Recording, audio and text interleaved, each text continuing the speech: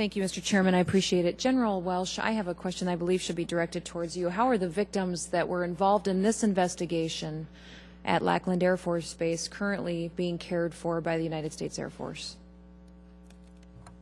Thank you, ma'am. This is maybe the most important question of the day.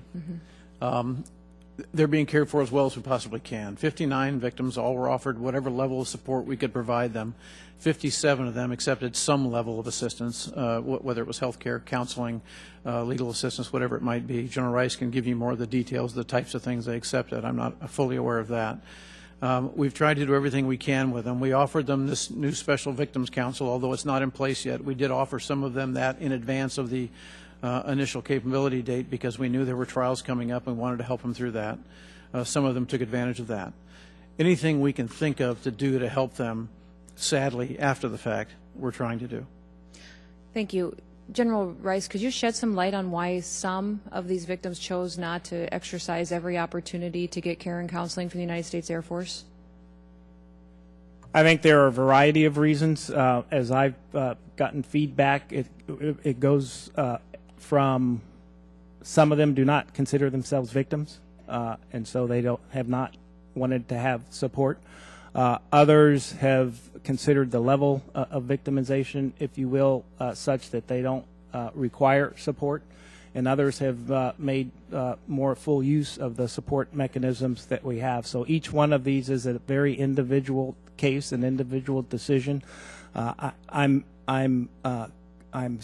confident that we have made a good faith effort to offer the support and to conduct the investigations in a way that we have tried not to re-victimize the victims. We have tried to honor their requests.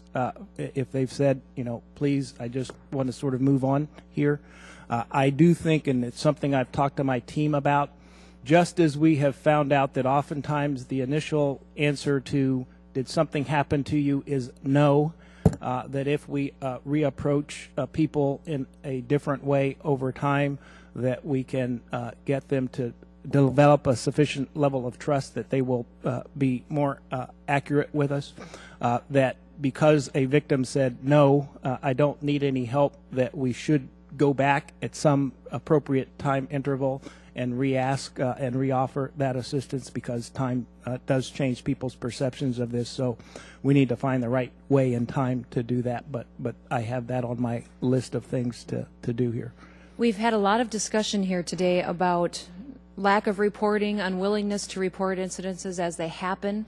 And I think that right now every single airman is watching this situation and watching our victims to see how they're being treated and making decisions on whether to future report or to report on incidences that could be going on right now or could go on in the future, that you are building a reputation right now on how you respond to these victims, and it'll determine your success on getting more accountability, on getting more reporting of airmen being willing to come forward and talk about what may or may not be happening. So just know that as we work our way through this painful process and try to bring a resolution and improvement to it, that there are a lot of eyes on you, and there are a lot of eyes on how we're caring for the current victims that we have, and that we have an opportunity here to really do the best that we can to take care of them.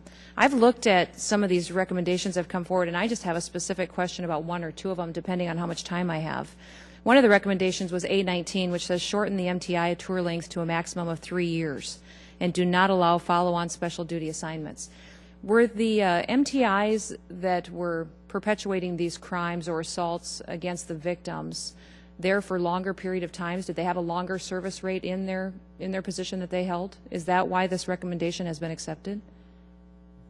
We did have some that were there for longer than 3 or 4 years. Typically, you won't serve as a military training instructor for that long. You'll move on to a supervisory position. So that recommendation is less about serving as a military training instructor than it is consistent participation in the whole process. So the idea is you serve one and then you move on to something else.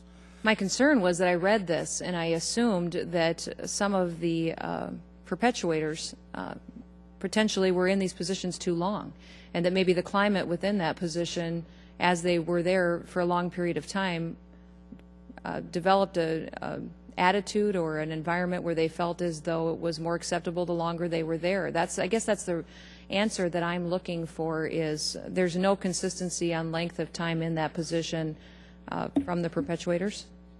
Okay. Thank you for that. I appreciate that. I'll yield back, Chairman.